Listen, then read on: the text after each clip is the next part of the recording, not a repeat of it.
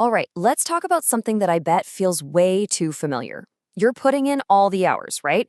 You're the one doing all the heavy lifting, and then someone else just swoops in and gets all the credit.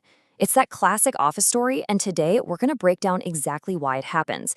It's all about something called the visibility trap. So let's set the scene. You are grinding. I mean, really grinding.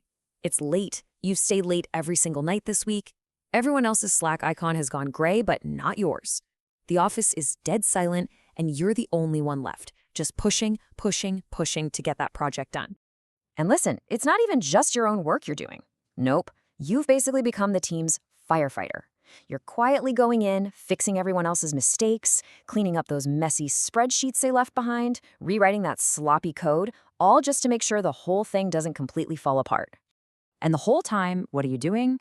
You're just keeping your head down. You're not making a big deal out of it, not looking for a pat on the back. You just have this belief, right, that good, hard work, well, it should speak for itself. So you just work. Okay, what you just did, that right there, that's what we call the hard worker's dilemma. And look, it's a noble approach. This idea that if you just put in the effort, that's all that should matter. But, and this is a big but, as we're about to find out, that strategy, it often falls flat. So while you're burning the midnight oil, what about Chad? You know, Chad from accounting. He's breezing through his week, it seems. What was he up to? All right, let's talk about Chad. And it's so easy to make him the villain of the story, right? But for a second, let's not. Let's look at him as a strategist, someone who's playing a totally different game with a completely different rulebook. Okay, so let's put this side by side.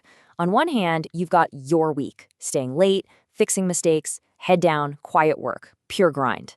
Then you've got Chad's week. He talked a bit in some meetings. He sent, like 3 emails, and he was out the door on time.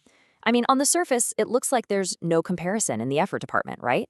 And this is where we get to the heart of it. We're going to call it the promotion paradox. It's that moment where the result feels totally, completely disconnected from the work.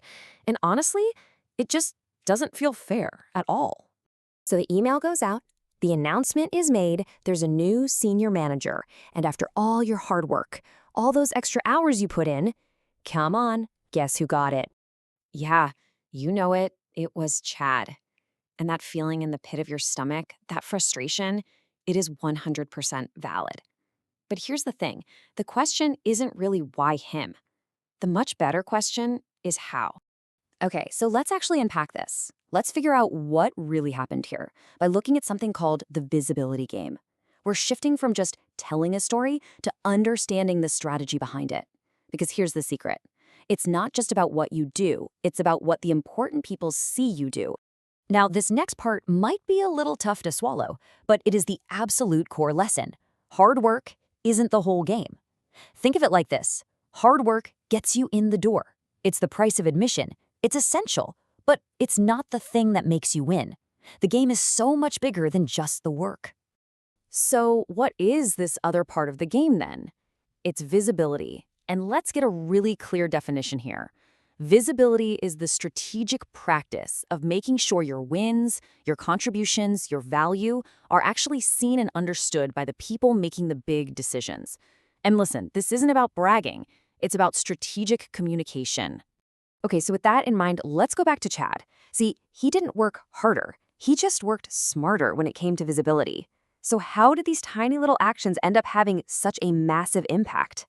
Let's look at his playbook. It's actually pretty simple. Number 1, he talked in meetings. While you were heads down working, he was in a public space, tying his name to good ideas and progress. Number 2, those couple of emails he sent, they created a paper trail, a written record of his achievements that went straight to the important stakeholders.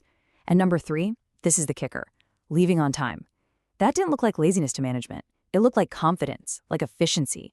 It sent a powerful message. I'm so good, I get all my important work done between 9 and 5.